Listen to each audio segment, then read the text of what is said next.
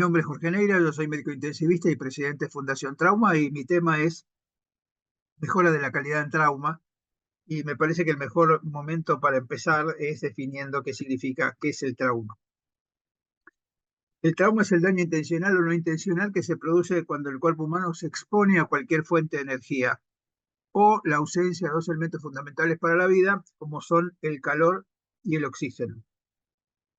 La energía puede ser mecánica, química, térmica, eléctrica o radiante. Ejemplo de energía mecánica serían, por ejemplo, las colisiones vehiculares y las heridas de arma de fuego, de lesión térmica las quemaduras, de lesión radiante las radiaciones ionizantes, de lesión producida por energía química, las sustancias químicas y, obviamente, dentro de las eléctricas, la electrocución y el impacto, por ejemplo, del rayo en una persona. Por supuesto que aquí también estamos definiendo qué significa lo intencional o no intencional. Intencional incluye los homicidios, los suicidios y todas otras formas de violencia, y dentro de los no intencionales, básicamente, el impacto más importante, el 50% de los no intencionales son las colisiones vehiculares, que incluyen, por supuesto, los atropellamientos, y después, por ejemplo, las caídas, que son la segunda causa más frecuente, y las que se producen en los ámbitos domésticos, laborales, recreativos y escolares. Aquí se ve, digamos, en este esquema, cómo el trauma puede ser intencional o no intencional, y dentro de lo no intencional están todos estos que hemos comentado, de los cuales los más importantes son las colisiones vehiculares. Hay una cierta tendencia a denominar accidentes a estas lesiones no intencionales, lesiones que se producen por causa no intencional. Sin embargo, nosotros consideramos que las lesiones son siempre una serie de hechos y circunstancias en las que siempre se puede intervenir para mitigar o para evitar sus consecuencias, y por lo tanto son previsibles y prevenibles. Y algo que es previsible y prevenible no es accidental, con lo cual me parece que el término accidente lo que hace es generar una confusión y sobre todo una dificultad en el abordaje a las estrategias de prevención, porque si se considera que esto es una consecuencia de un suceso fortuito, de un acto este, absolutamente no prevenible, no se puede trabajar en el tema adecuadamente.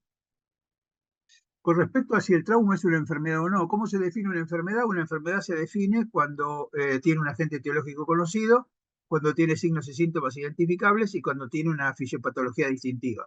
Claramente el sarampión es una forma de enfermedad infecciosa y tiene un virus que lo produce, que es el agente etiológico, tiene signos y síntomas identificables, que son el exantema y el enantema, y tiene una fisiopatología distintiva que se puede diagnosticar claramente cuando uno ve las, las imágenes de la microscopía con respecto a la inclusión viral.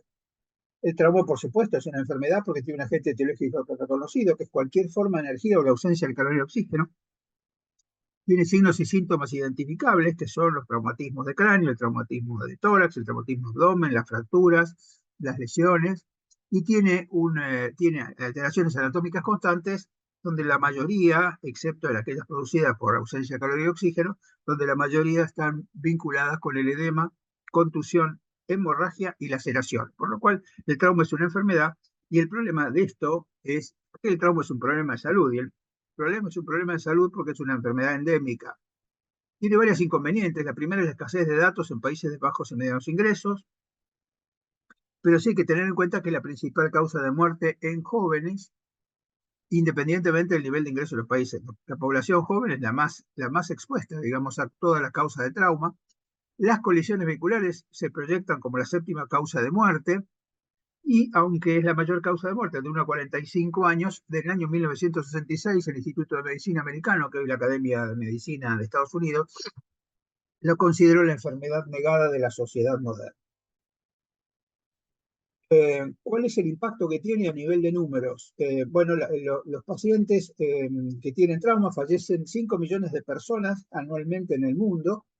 El problema no es solamente, digamos, que esto representa el 9% de la mortalidad global, sino que además que por cada muerto hay discapacitados permanentes, discapacitados transitorios y de centenas de internaciones. Se calcula, digamos, en base a los datos de las colisiones vehiculares, que por cada muerto por una colisión vehicular hay 5 pacientes que tienen, perdón, 3 pacientes que tienen discapacidad permanente, o sea que 75 que tienen discapacidades transitorias y alrededor de 400 internaciones. Multipliquen esto por los 5 millones y esto da, digamos, cifras sumamente alarmantes, sobre todo porque toda esta población es una población en general pobre. Eh, el otro problema que habíamos comentado es que en la mayoría de los países las lesiones todavía son consideradas como accidentes y entonces se dirigen mínimos recursos a la investigación y a la reducción de la enfermedad, y sobre todo porque el trauma se reporta como entidades desagregadas. Si ustedes se fijan, por ejemplo, el total de fallecidos en el año 2004 y el total en el año 2030, si bien se ve el aumento claramente, como aumentan en la ubicación, digamos, en los primeros niveles, se habla en general de colisiones vehiculares, de suicidios y homicidios, como si fueran cosas separadas y no formaran parte de la misma enfermedad. Por eso es que la comunidad no logra considerarla como una enfermedad única y lo que necesita justamente es el enfoque, el abordaje integral que permite dimensionar el impacto de esta patología. Algo que es bastante interesante es que la clasificación internacional de enfermedades, que en algún momento hablaba de causas externas de morbilidad y mortalidad. Claro, es difícil pensar que la neumonía es una causa interna, pero este tema de considerar las lesiones como causas externas, pero fíjense que en el acápite B01X59 se habla de accidentes. Con lo cual, digamos, es una dificultad porque cuando uno quiere comenzar a cambiar, a erradicar el término accidente, se encuentra con que parte de la clasificación de las lesiones está incorporada dentro de este grupo. Sin embargo, la nueva versión, la ICD-11, es de mayo del año 2021, habla de causas externas de morbilidad y mortalidad, y ustedes fíjense que empieza a hablar de causas no intencionales y de causas intencionales, intencionales como suicidio, intencionales como asaltos, asaltos significa todo lo que tiene que ver con homicidio, intervenciones legales, conflictos armados, etcétera, etcétera, etcétera. Así que es una primera aproximación por lo cual se está entendiendo la importancia de considerar a las lesiones como que son siempre previsibles y prevenibles como no accidentales. Si vamos a los mecanismos lesionales, esto es interesante, este es un gráfico interactivo de la Organización Mundial de la Salud, donde se ve, por ejemplo, uno puede seleccionar el continente, puede seleccionar el año, puede seleccionar el sexo, puede seleccionar las edades, y si uno toma, por ejemplo, América, el año 2015, todos los sexos y todas las edades, obviamente la cardiopatía isquémica es la que tiene la tasa de mortalidad más alta, le sigue la enfermedad cerebrovascular.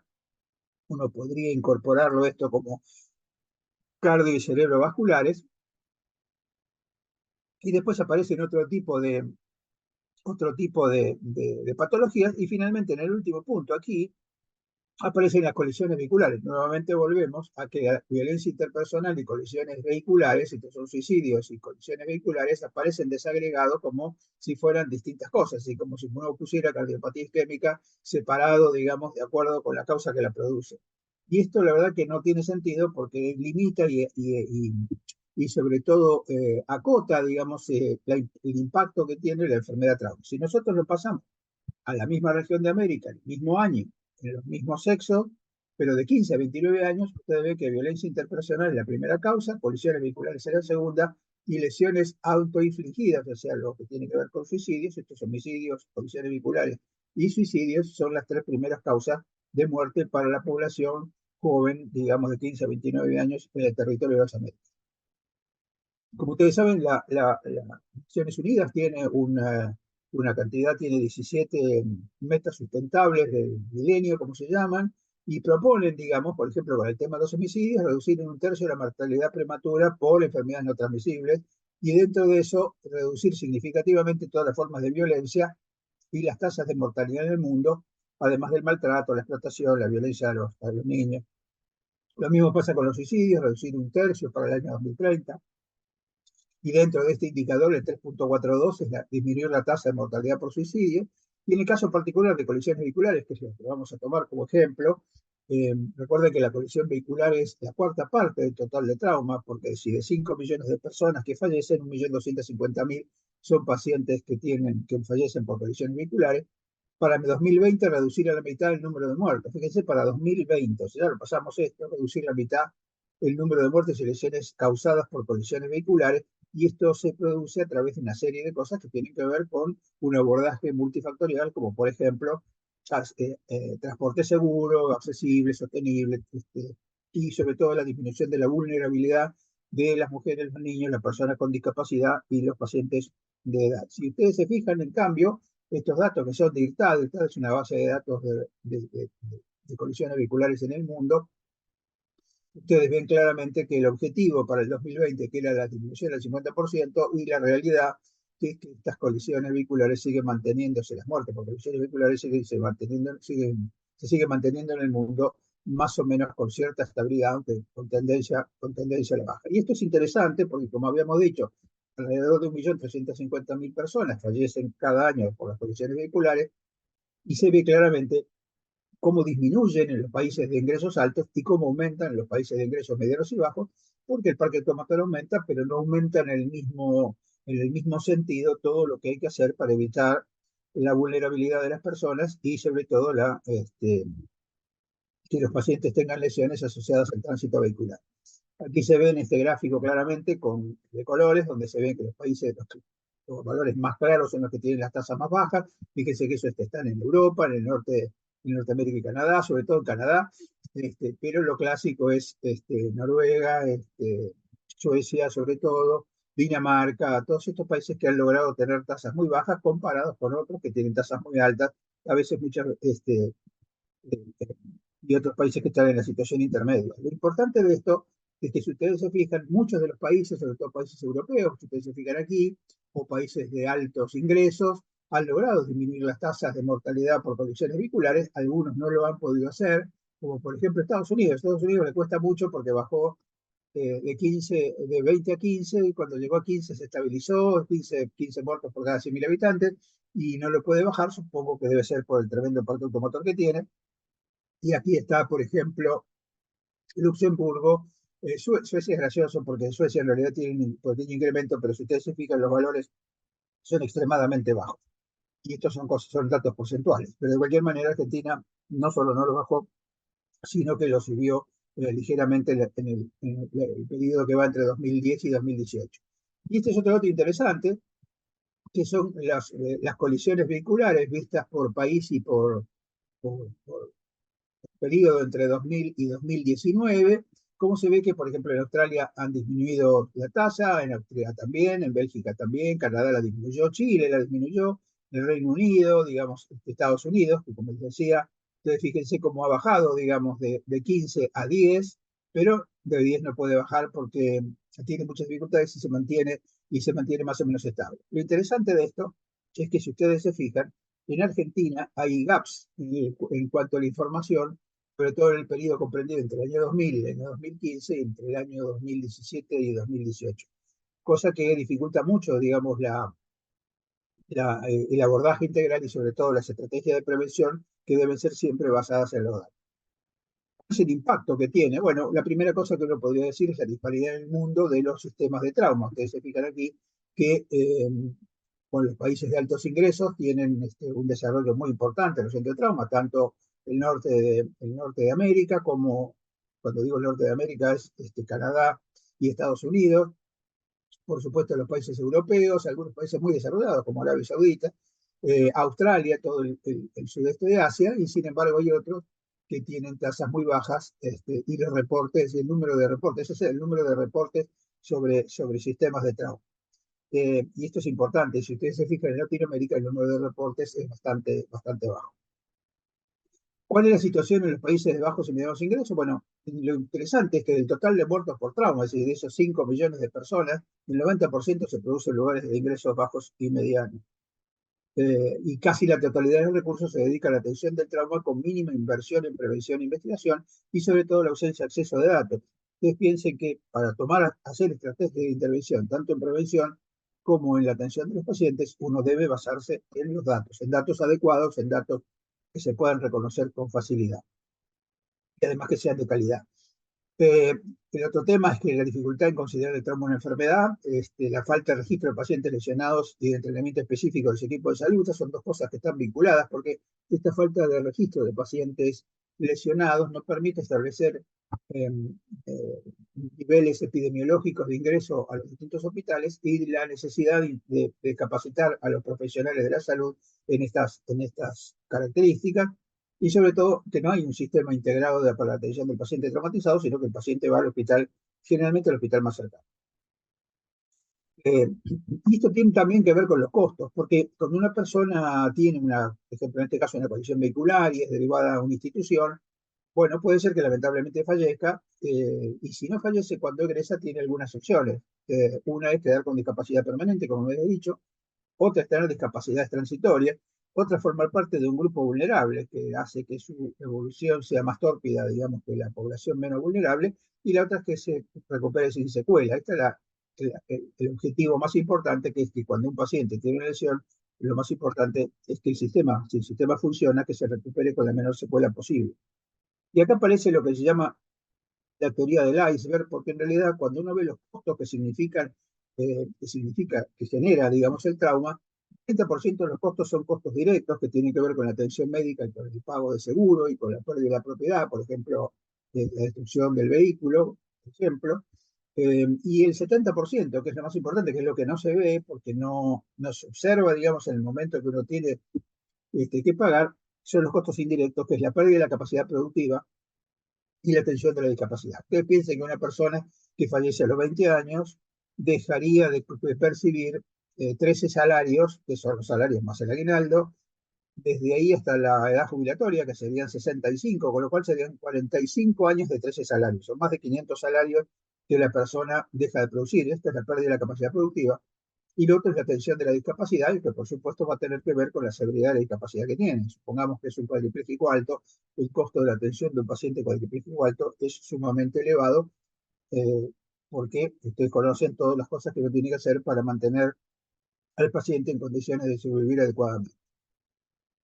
Y este tema de los costos indirectos tiene mucho que ver además con lo que se llaman los años de vida ajustados por discapacidad, que mide el impacto en la salud pública de una determinada enfermedad o lesión, y el ABAD, digamos, lo que se llama el ABAD, el año de vida ajustado por discapacidad, equivale a un año de vida saludable perdido. Entonces, ustedes pueden hacer dos evaluaciones de costos. Uno es lo que tiene que ver con la pérdida de los años de vida, que tiene que ver con la diferencia que existe entre la expectativa de vida y la edad en que se produce la muerte del paciente. Como dijimos en el caso anterior, si es a los 20 años serán, la expectativa de vida en nuestro país es 76 años, o sea que la expectativa para una persona de 20 años, de diferencia, son 55 años, y los años de vida ajustados por la lesión, esto se hace como expectativa de vida menos la de la lesión, multiplicada por un coeficiente, que como todo el coeficiente tiene que ver con datos que están sacados de la literatura y que por supuesto es revisable en todo momento. Pero de cualquier manera esto da una idea.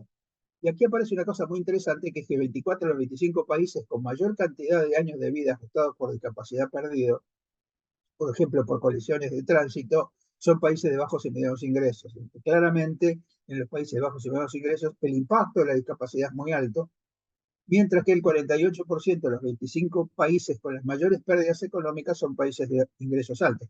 Esto es claramente entendible, porque en los países de ingresos altos los salarios son más altos, y todo esto tiene que ver con los ajustes que se producen, que en general son valores más altos. Son valores más altos, pero el impacto que tienen, como ustedes ven aquí, con respecto a lo que significa el Producto Interno Bruto, es que las colisiones vehiculares generan un costo para los países de aproximadamente 3% del Producto Interno Bruto, pero que es 2% en los países de ingresos altos y hasta un 5% en los países de ingresos medianos y bajos, lo cual muestra claramente el impacto que tiene mucho mayor en los países de bajos ingresos que los de altos ingresos. Y aquí uno puede, digamos, hacer una aproximación con este índice que se llama índice de desarrollo humano, que permite saber en los países con bajo índice de desarrollo humano, los que tienen medio, y los países con alto desarrollo humano, para que se vean las características y lo que significa la correlación entre costo evitado y PIB por per cápita. La situación en Argentina, como ustedes ven, la cantidad de muertos por trauma, esto es el porcentaje del total de casos, se mantiene más o menos estable, y las colisiones vehiculares, ya sea en número o en tasa, son más o menos estables con una tendencia a la baja. Y habrá que ver si esto se sostiene. No se olviden que durante el año 2020 y 2022 la pandemia hizo que disminuyeran claramente las colisiones vehiculares por la simple razón de que no había tránsito vehicular y entonces eso generó, digamos, un impacto muy grande en la reducción de las colisiones. Pero claro, como veníamos diciendo, contar con datos es el primer paso para prevenir y controlar esta enfermedad. ¿Qué Fundación Trauma? Bueno, Fundación Trauma es una organización no gubernamental sin fines de lucro que está formada por profesionales de salud, por cientistas sociales, científicos de datos y comunicadores.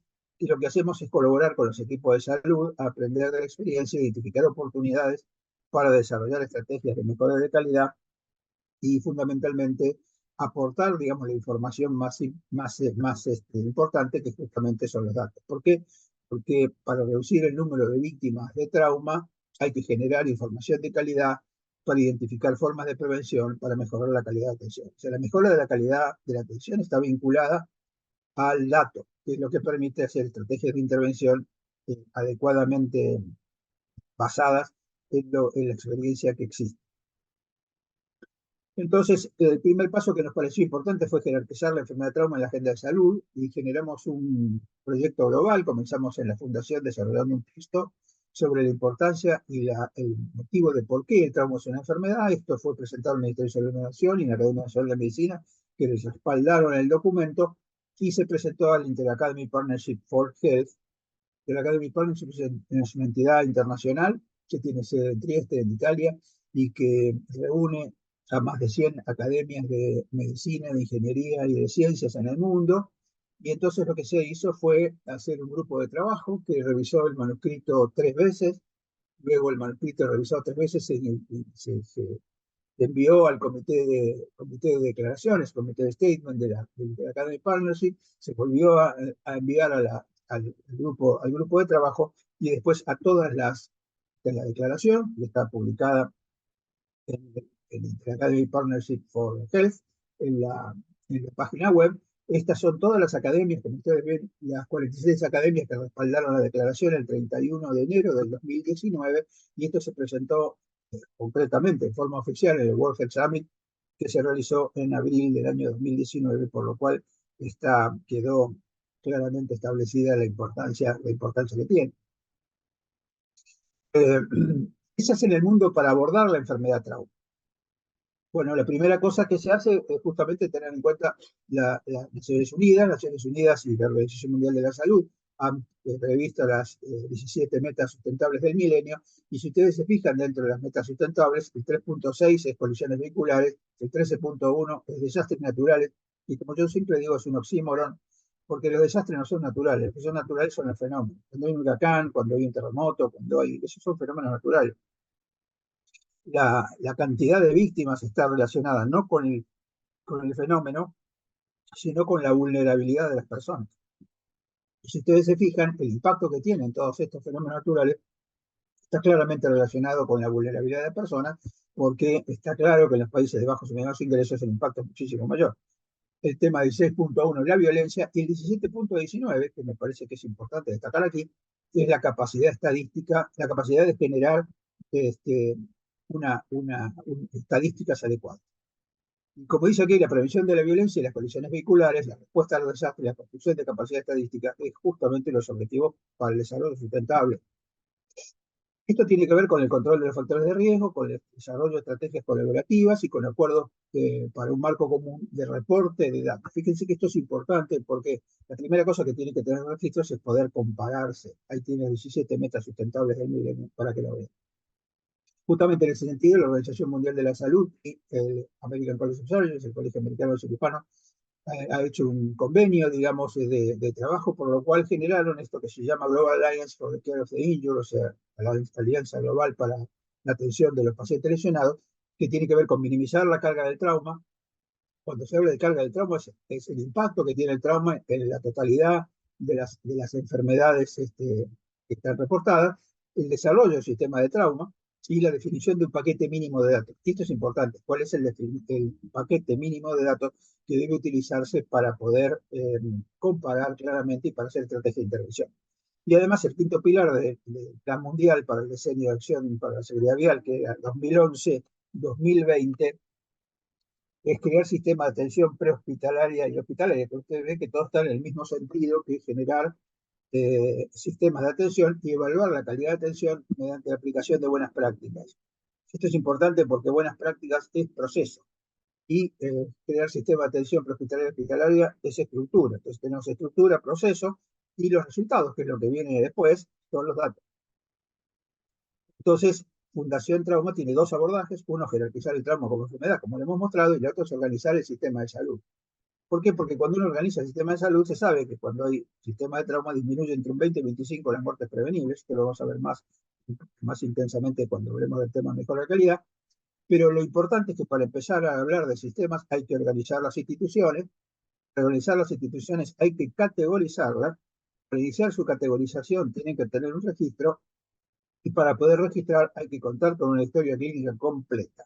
Esto parece algo simple, pero una historia completa que tenga todos los datos necesarios para poder llenar todos los casilleros de un registro de trauma, y este es uno de los grandes desafíos. No solamente definir qué significa el tipo de datos, sino que los datos se completen. Entonces, fundamentalmente contribuimos con datos y capacitación para salvar vidas. Esto es nuestro programa, el programa Trauma, que es una experiencia pionera en el sistema de salud en Argentina. Comenzamos en el año 2010, se hizo siguiendo estándares internacionales, y esto se hace para poder comparar la información. Para eso el registro de trauma tiene un diccionario, y ese diccionario es comparable con el del American College of Surgeons. Ustedes saben que el American College of Surgeons tiene una gran base de datos, que es el National Trauma Data Bank, NTDB, como se conoce en la jerga del trauma, que ingresa aproximadamente 1.000 pacientes de 600 hospitales de distintos lugares de Estados Unidos, por lo cual todos los años ingresan 600.000 pacientes más o menos a la base, y está funcionando hace bastante tiempo, con lo cual ustedes imagínense la cantidad de información acumulada que hay ahí. Por supuesto, también coincide con lo que dice la Global Alliance for the Care of the Injured, y con las metas sustentables del milenio, y tiene cuatro pilares. Los cuatro pilares son el registro de trauma en hospitales y sistemas prehospitalarios, el programa de capacitación del equipo de salud. El registro de trauma tiene un sector que permite evaluar, digamos, la capacitación actual del equipo de salud y la que necesitaría para poder llevar adelante una mejora de la calidad de atención, los programas de mejora de la calidad de atención en traumas, pero basados en los datos, y la categorización de los centros de salud, que también está incorporado en el registro y que tiene que ver justamente con definir las características de la estructura que tiene que atender a los pacientes traumatizados. El registro es una plataforma web, es una herramienta web que está basada en estándares internacionales, que tiene reportes automáticos, y una vez que uno ingresa pacientes en el hospital, automáticamente aparecen al fin del semestre o al fin del año, o cuando ustedes lo quieren ver, reportes automáticos, como vamos a ver más adelante, que tienen que ver con mortalidad de edad, mortalidad y tipo de lesión, y mecanismo lesional, mortalidad y ajustada por riesgo, en fin, una serie de cosas que salen automáticamente con la incorporación de los datos, y también tener una base de datos para la capacitación continua. Por supuesto que está basado en la ley de seguridad y protección de datos. El dato, cuando ingresa, digamos, a la página web, cuando ingresa al registro, se encripta, con lo cual no se puede identificar a la persona.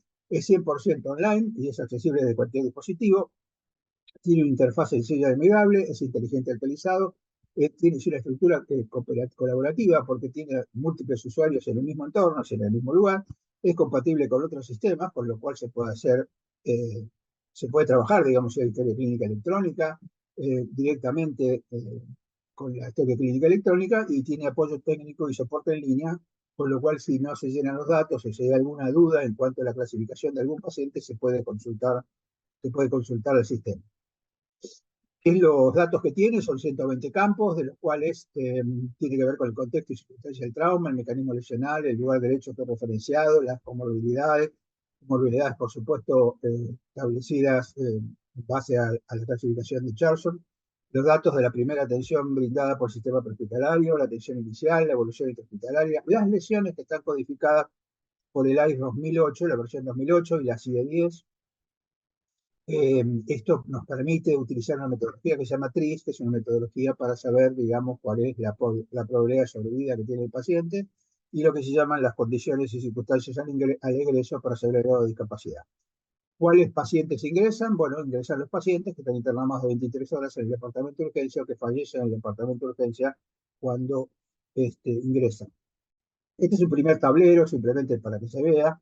y por supuesto que aquí abajo, si uno cliqueara, tendría los reportes anuales, por ejemplo, de cada uno de los hospitales. Lo importante es partir de la historia clínica. Muchas veces en nuestro país la historia clínica es papel, con lo cual comenzamos con agregarle, digamos, una hoja que es prácticamente un checklist sobre ingreso del paciente traumatizado a la historia clínica, que se llama historia clínica de trauma, para facilitar el ingreso al registro. El registro se hace a través de uno o dos, en general dos, data entry en cada uno de los hospitales que están previamente designados, y esto permite los reportes automáticos, lo cual lleva a las acciones correctivas. Esto lo vamos a ver con mucho más detalle en la próxima charla, y sobre todo el monitoreo de los datos desde el sistema central.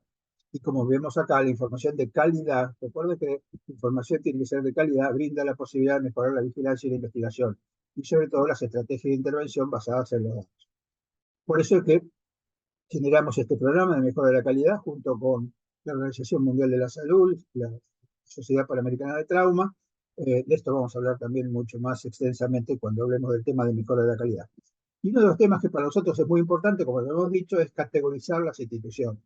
Para categorizar las instituciones, hicimos un consenso en el año 2010 en la Academia Nacional de Medicina, que convocó a 17 sociedades científicas para discutir cuáles son las características de los niveles de complejidad de los centros de atención del paciente traumatizado, tanto adultos como pediátricos, en nuestro país. ¿Cuál es la ventaja que tiene esto? Bueno, la ventaja del programa Trauma es facilitar la toma de decisiones, reducir el impacto derivado de la ausencia o retraso de los procedimientos específicos, prevenir las complicaciones, hacer un uso eficiente de los recursos, generar protocolos de atención, promover estrategias de prevención en base a la información, como ya hemos dicho, y favorecer procesos de benchmarking local e internacional. Para esto tienen que haber compatibilidad de los diccionarios. Los registros tienen que tener diccionarios compatibles para que cada campo pueda ser comparado tanto a nivel local como internacional con otros registros, como puede ser el National Trauma Data Bank o el registro alemán de trauma o el registro canadiense. El programa también nos permite hacer una evaluación de la capacitación del equipo de salud, porque en el programa están incorporados todos los profesionales y qué grado de capacitación tienen, con lo cual de aquí surge la necesidad de qué tipo de cursos necesitarían para estar actualizados. Y aquí vamos a ver qué nos cuentan los datos. La primera cosa que uno puede ver, digamos, es que la relación mujer-varón es de 1 a 2,5 en general, pero como ustedes ven aquí en el grupo de la mitad, digamos, el grupo 16 a 34 años fue de 1 a 4,5, franco predominio masculino en los grupos de edad más vulnerables. La edad promedio es 22 años. Uno puede saber, digamos, en base a la severidad lesional y la mortalidad. Fíjense, estos son pacientes con lesiones leves, pacientes moderadas, pacientes con severidad crítica, y esta severidad máxima, digamos, por así decirlo, eh, leve, moderado, severo y crítico. Y aquí ustedes ven cómo hay un punto de inflexión, digamos, en un ISS mayor de 16 sobre la mortalidad, cosa que está publicada, digamos, y que corrobora que los datos son adecuados.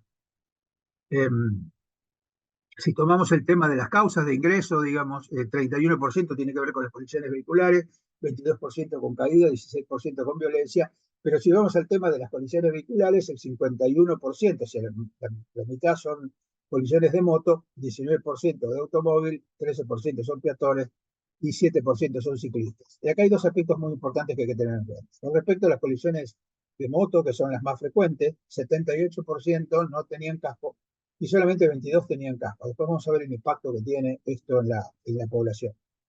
Y dentro de los peatones, como ustedes ven, dice la letalidad es 11%. La letalidad es el número de muertos sobre el total de la población de colisiones vehiculares.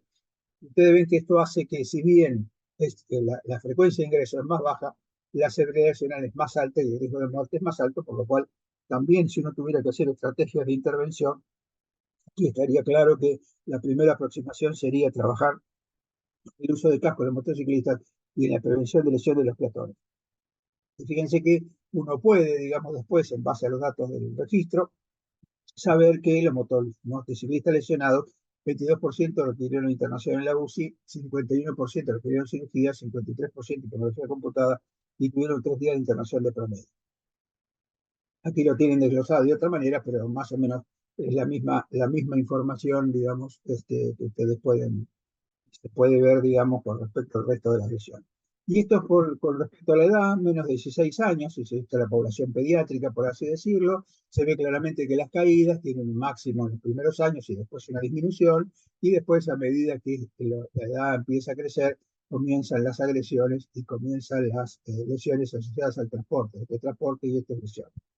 En cambio, en los adultos, como ustedes ven, las caídas que son poco frecuentes en las edades bajas, digamos entre los 15 años y los 20, y van ascendiendo, la población añosa se hace más vulnerable para el tema de las caídas, y lo mismo pasa con las lesiones producidas en el transporte, que tienen que ver con la menor exposición, pero aquí, digamos, están los peatones, y esto que tiene que ver con la violencia. Esto es interesante porque pongamos que es un diagrama de densidad, donde se ve más azul, es más complicado. Y dentro de las lesiones de transporte, por ejemplo, si analizamos la letalidad, y que esas lesiones de transporte son más frecuentes entre 18 y 59 años, las caídas más frecuentes menos de 18, como habíamos dicho, y más de 60. Y si ustedes ven la letalidad, ustedes fíjense que esto es menos de 18, 18, 59 y más de 60. Siempre la letalidad de los pacientes que tienen más de 60 años es más alta, primera cosa. Segundo, que las quemaduras tienen una letalidad muy alta en los pacientes de la tercera edad, digamos, los pacientes adultos mayores. El ahogamiento, que es importante, digamos, fundamentalmente en los chicos y en los adolescentes. Y esto tiene mucha importancia en lo que tiene que ver justamente con la prevención. Este es el uso de casco. El uso de casco es sin datos, y hay un hospital que no tiene datos, que es un hospital pediátrico, donde habitualmente los chicos no llevan casco. Hay uno que tiene 100% de datos, y el resto está más o menos en un 50%. Pero lo que se ve claramente es que el uso de casco, según la historia clínica, cuando la historia clínica dice sí, es sí; cuando dice no, es no; y si no dice ni sí ni no, es sí sin datos. Por eso fíjense que los porcentajes de sin datos pueden ser altos, son altos, en algunos casos el 66%, en otros casos el 44%, porque a veces no se jerarquiza la importancia. Pero cuando uno analiza qué pasa con la población que usó casco y no usó casco, que tienen ustedes 1.006 pacientes que sí usaron casco, 2.921 que no usaron casco y 2.233 que no se sabe porque no tenían los datos. Pero si uno compara los primeros dos renglones, fíjese que la cantidad de hechos en los que no usaron casco es mayor, que la severidad lesional medida por el ISS, esto lo vamos a ver más adelante cuando vemos el tema de mejora de la calidad, es más alto. Acuérdense que más de 16 era trauma mayor o trauma severo, y estos tienen de promedio 23.4, que la presencia de traumatismo de cráneo es más alta y que la mortalidad es 4 veces más alta que los que usaron casco. Así que claramente el impacto que tiene el uso de casco con respecto a la morbilidad y a la mortalidad de los pacientes. Bueno, estos son parte de los informes. Esto es severidad de acuerdo a la edad y severidad de acuerdo a la mortalidad, severidad y edad, severidad y mortalidad. Y esta es la información global que uno tiene, por ejemplo, en este caso de 41.778 pacientes del hospitalario, del registro hospitalario, y 22.700 del prehospitalario. Como dijimos, el promedio de edad es aproximadamente 22, 23 años, la estadía es de 2 días, y se puede separar esto mismo por si es transporte, si es agresiones o caídas, que son las tres causas, como vimos, más importantes, y esto permite saber la cantidad de cirugías, la cantidad de cirugías que fue necesaria, que fue 31%, la cantidad de transfusiones, 6%, la cantidad de complicaciones, 8%, la cantidad de pacientes que ingresaron a la UCI, que fue un 10% de promedio, y las imágenes, 33%. Pero ustedes ven aquí que se está separado, digamos, entre los que tienen más y los que tienen menos. Por ejemplo, el ingreso a la UCI por agresiones es igual que en las condiciones vehiculares, pero más alta que las caídas. Las caídas son más bajas. Esto es interesante para saber cuál es la expectativa en cuanto al perfil epidemiológico que ingresa de utilización de los recursos hospitalarios. Esto es algo parecido que tiene que ver con la necesidad de recibir al menos una unidad de glóbulos rojos. Ya vamos a ver que, por ejemplo, el tiempo que se tarda entre que el paciente ingresa con signos clínicos de shock y recibe la primera unidad es un filtro de teoría importante que hay que tener en cuenta. Y aquí se ve, digamos, cuántos pacientes de 0 a 6 con ISS bajo. Esto significa severidad, esto es leve, esto es moderado, esto es severo y esto es crítico. Y aquí ustedes ven el requerimiento transfusional que tiene. Y por supuesto, acá tenemos más de 60 unidades hasta más de 20 y aquí más de 40. Entonces, otra cosa importante que tiene que ver con la mortalidad ajustada por riesgo. Cuando nosotros ingresamos al paciente, tomando los datos de la edad, tomando los datos del trastorno fisiológico que tienen en base al revisado, que significa la tensión arterial, la frecuencia respiratoria y el score de Glasgow, eh, y las lesiones tomadas por el ISS, uno puede sacar la probabilidad de sobrevida. Y esta forma de sacar la probabilidad de sobrevida, que es un cálculo matemático, permite después comparar lo que se llama la, la sobrevida esperada contra la sobrevida observada. Sobrevida observada sobre sobrevida esperada. Si la sobrevida observada, la sobrevida esperada es más alta que la sobrevida observada, significa que la performance del centro tiene menos calidad que la que tiene la sobrevida, por lo menos de uno. Si tiene más, es mejor, pero lo importante es que esté en uno, porque uno significa que los pacientes que fallecen son los que estaba previsto que iban a fallecer. Y esto es importante como un momento de mejora de la calidad, como vamos a ver más adelante. Con respecto a la capacitación, bueno, nosotros becamos a 8.000 personas, mejor dicho, dimos 8.000 becas de cursos que se dieron en 4.600 profesionales becados, porque algún profesional recibió más de un curso, y esto tiene mucha importancia porque cuando uno analiza desde el comienzo, desde el año 2010, que empezó el registro, hasta el año 2022, bajamos el sistema nuestro bajó la mortalidad, el sistema que nosotros colaboramos bajó la mortalidad eh, de más de 75% a 44%, lo cual es un descenso importante, pero la mortalidad promedio debe ser muchísimo baja, casi cercana a cero. Lo vamos a ver más adelante. Con respecto a los datos del sistema prehospitalario, también los datos permiten conocer la demanda, organizar los traslados, georreferenciar los motivos de los llamados, y esto, digamos, es una evaluación rápida de 18.000 auxilios, 18.000 atenciones prehospitalarias. Como ustedes ven, los motociclistas y las colisiones vehiculares son el 75,5%, o sea, 3 de cada 4, seguidas, por supuesto, como habíamos dicho, de las caídas y las agresiones. Lo importante con respecto al motociclista es que solamente un 13% sí tenía edad, usaba casco, tenía datos que usaba casco. Las lesiones más comunes son la cabeza y las extremidades, cosa que está vinculada claramente con las lesiones de las colisiones de moto.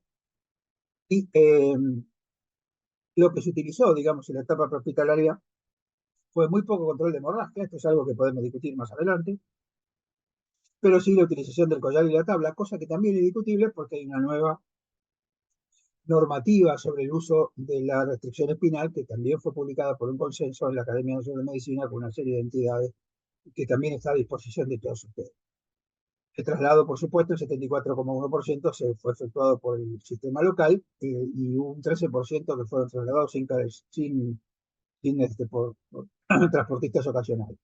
Y uno puede georreferenciar, este es un ejemplo de una ciudad que es de La Plata, y aquí se ven las colisiones de moto. Cada uno de esos puntos en realidad es una persona que tuvo una colisión de moto y que se sabe cuál, ahí en ese mismo punto está la edad, el mecanismo lesional, cuánto tardó la ambulancia en llegar, a qué hora se pidió, a qué hora llegó, cuánto tardó en salir y a qué hospital fue derivado. Lo mismo se puede hacer con las colisiones de automóvil, lo mismo se puede hacer con los ciclistas. Uno puede después buscar en estos lugares los clústeres donde se ve mayor acumulación, donde están los peatones, y ustedes ven que hay ciertos clústeres ahí bastante claros, y donde están las agresiones. Y después con estas isócronas uno puede saber las horas de despacho, dónde fue la solicitud, digamos, del despacho, entre las 0 y las 6, entre las 6 y las 12, entre las 2 y las 18 y entre las 18 y las 24. Y después aquí se ve claramente en estos colores los hospitales a donde fueron derivados los pacientes, porque cada uno de estos pacientes que he referenciado va a alguno de estos lugares, y aquí se puede después evaluar si el paciente fue derivado al hospital indicado en el tiempo indicado, que es la indicación específica, o fue derivado a otro hospital porque le correspondía a otro. Sin contar con datos, el primer paso para prevenir y controlar esta enfermedad. La experiencia de 10 años en Buenos Aires sienta las bases para el desarrollo de una red de atención por el alcance nacional. Esta es la primera experiencia que hicimos en la provincia de Buenos Aires, Y aquí está cómo fuimos escalando el programa. Como vimos, desde el año 2010 trabajamos en la provincia de Buenos Aires. En el año 2019 se incorporó a la ciudad de Buenos Aires. En el año 2021 se incorporó a la provincia de Mendoza, que incorporó hospitales de adultos, hospitales pediátricos en 4 instituciones en general y el sistema hospitalario. En el año 2022 se incorporó Tierra del Fuego, que también tiene su hospital de adultos, su hospital pediátrico, perdón, su hospital de adultos y el sistema prehospitalario. En 2022 estamos en tratativas para incorporar Chubut, ya estamos casi empezando, y queda por resolver, digamos, Jujuy, Salta, Catamarca, Córdoba como próximas en la carpeta, para llegar a lo que nosotros queremos, es que todo el país, como decimos, esté pintado de verde, porque así podríamos hacer eh, claramente la definición de un sistema nacional de trauma en nuestro país. La información registrada permite, por un lado, establecer el diagnóstico, por otro lado, identificar los aspectos sobre los cuales es necesario realizar intervenciones de mejora de la calidad basada en los datos, y de esta manera determinar el perfil epidemiológico y conocer la cultura de registro de los actores que forman parte de la atención prehospitalaria. Esto es muy importante porque, como ustedes ven, es un continuo. Y lo más importante de esto es que, como decía William Fege, la razón para recolectar, analizar y diseminar información sobre una enfermedad es controlarla. La recolección y análisis no debe consumir recursos si no es seguida de una acción. Por eso es que nos invitamos a la próxima charla, porque la próxima charla, cuando hablemos de mejora de la calidad, justamente vamos a ver cómo esta recolección y análisis tiene que generar la información necesaria para establecer estrategias correctivas y para mejorar la calidad de atención del paciente traumatizado.